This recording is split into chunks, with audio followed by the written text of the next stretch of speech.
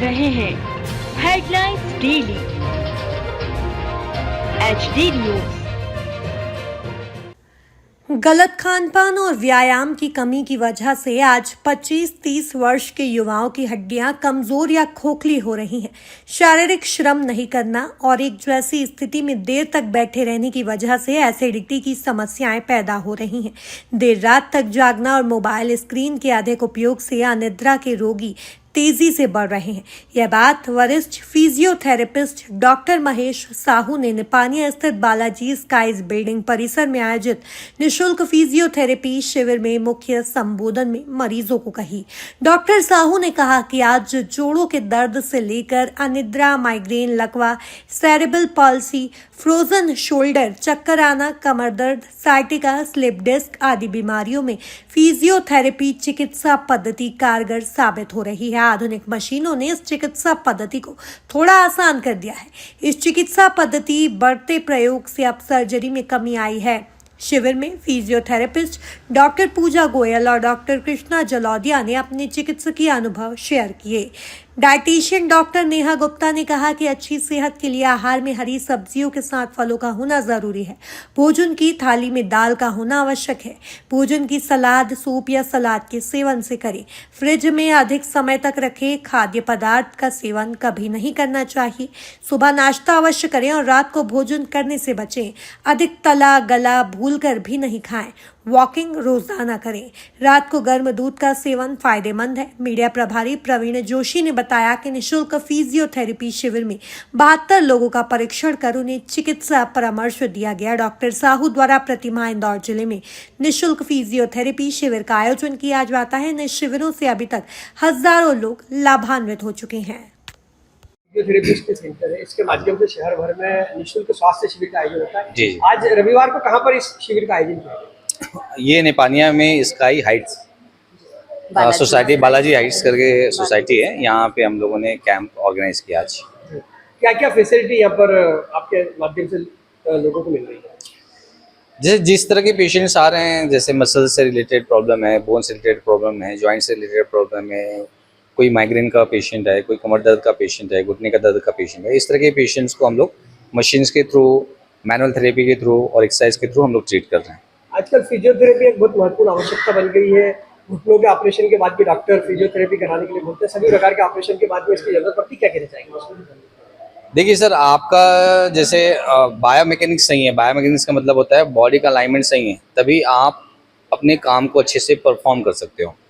तो physiotherapy all time हर इंसान के लिए इम्पोर्टेंट है। क्यों? क्योंकि आपका शरीर की संरचना जब एक्यूरेट होगी तब आप मसल से, बोन से, नर्व सिस्टम से सही काम ले सकते हैं। तो ऑपरेशन के पहले भी, ऑपरेशन के दौरान भी, ऑपरेशन के बाद भी, और इनफैक्ट अगर आप ध्यान देते हैं तो 80% प्रॉब्लम जो है आपके शरीर में जो आता है, चाहे गर्दन का दर्द हो, शोल्डर का पेन हो, कमर दर्द हो, वो बायोमैकेनिकल इश्यूज की वजह से आता है। तो आपको मैनुअल थेरेपी यानी फिजिकल थेरेपी की रिक्वायरमेंट तो रहती ही सबको ही। जनरली अस्वस्थ व्यक्ति फिजियोथेरेपी का लाभ लेते हैं। स्वस्थ व्यक्तियों के लिए भी कोई थेरेपी इसके अंतर्गत? ऑफकोर्स हर इंसान को आपके अलाइनमेंट, बॉडी के अलाइनमेंट, देखिए अस्वस्थ व्यक्ति या अस्वस्थ व्यक्ति कैसे होता है, वो धीरे धीरे चेंज होता है ना।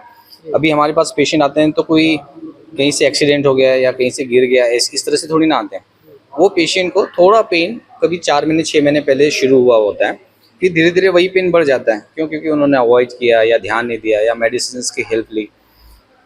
शरीर तो आपको पेन देके बताना चाह रहा है कि मेरे अंदर थोड़ा गड़बड़ है, आप मुझ पे ध्यान दो, मसल्स को बैलेंस करो, बॉडी को बैठाओ, मसल्स को, बोन को सेट करो, कुछ भी करो, लेकिन आप मुझ पे ध्यान दो। पेन तो अच्छी चीज़ होती है, लेकिन इसी चीज़ को नॉर्मल पॉपुलेशन में लोग अवॉइड करते हैं और धीरे धीरे वो बड़ी प्रॉब्लम का रूप ले लेता है। स्लिप डिस्क जैसे हम लोग बहुत सुनते हैं कि भाई इसमें ऑपरेशन की बात आ जाती है, पंजे लटक जाते हैं, फुट ड्रॉप हो जाते हैं, लेकिन इसकी शुरुआत अगर आप देखेंगे तो थोड़े से कमर दर्द की वजह से ही होती है। और चूँकि मसल्स का अलाइनमेंट अच्छा नहीं रहता, इसके लिए अब प्रॉब्लम होती है। अब नॉर्मल व्यक्ति को भी अगर टाइम से वो बॉडी का अलाइनमेंट करता रहेगा तो उसको इस तरह के प्रॉब्लम को कभी फेस करना ही नहीं पड़ेगा। एक बहुत अच्छी टीम आपके साथ दिखाई दे रही है, जी, क्या जी। कहना चाहेंगे टीम? आप सब SGPC की टीम है और सभी के सभी मास्टर्स हैं। कोई न्यूरो में मास्टर है, कोई ऑर्थो में मास्टर है, कोई कार्डियो में मास्टर है, and they all are the best manual therapist in Indore, I must say. जी सर, पहले के टाइम में सर ऐसा होता था कि जो न्यूरो की जो भी प्रॉब्लम होती थी, जैसे पैरालिसिस हो गया, स्पाइनल कॉर्ड इंजरी हो गया, GBS हो गया, तो ये सब प्रॉब्लम का पहले सॉल्यूशन नहीं था और पेशेंट को ऐसा लगता था कि इस प्रॉब्लम के बाद अब वो फाइनली बेड रिडन हो जाएंगे। बट अब सर नई तकनीकी के द्वारा इसमें सर हम ऑस्टियोपैथी प्लस मशीन्स की हेल्प से और न्यूरो रिहैब करके उस पेशेंट को कम्प्लीटली ठीक करते हैं। तो आज हमने यहाँ पर भी 1-2 पेशेंट्स देखे हैं जो न्यूरो के यहाँ पर आए थे। जिस तरह से रिहैब सेंटर में पेशेंट्स को दिन भर रहना पड़ता है कुछ लंबे समय तक, तो क्या न्यू रिहैब में भी जी रहना सर, पड़ता है? फुल समय तो नहीं रहना पड़ता उन्हें, बट जैसे इस जो भी इसका ड्यूरेशन रहता है वो डिपेंड करता है उसको प्रॉब्लम कितनी है। बाकी 1 से 2 महीने में पेशेंट की रिकवरी लगभग हो जाती है पूरी तरीके से। इस तरह की सुविधा कहाँ पर मिल रही है? सर हमारी इंदौर में 2 ब्रांच है, एक खातीवाला टैंक में और एक महालक्ष्मी नगर में। दोनों जगह ये अवेलेबल है, बट अभी महालक्ष्मी नगर वाला जो क्लिनिक है वहाँ पर अभी न्यू सेंटर हमारा स्टार्ट हुआ है, जो कि सेंट्रल इंडिया का हम लोग उसको बेस्ट फिजियोथेरेपी क्लिनिक बना रहे हैं न्यूरो रिहैब के लिए। मैं हूं सोनू सूद और आप देख रहे हैं HD न्यूज। नमस्कार, मैं आशुतोष राणा। HD न्यूज़ के सभी दर्शकों को मेरी बहुत सारी शुभकामनाएं। हाय, मैं हूँ दीपिका सिंह और आप देख रहे हैं HD न्यूज़। हाय, मैं हूँ बिंदु धारा सिंह और आप देख रहे हैं HD न्यूज़।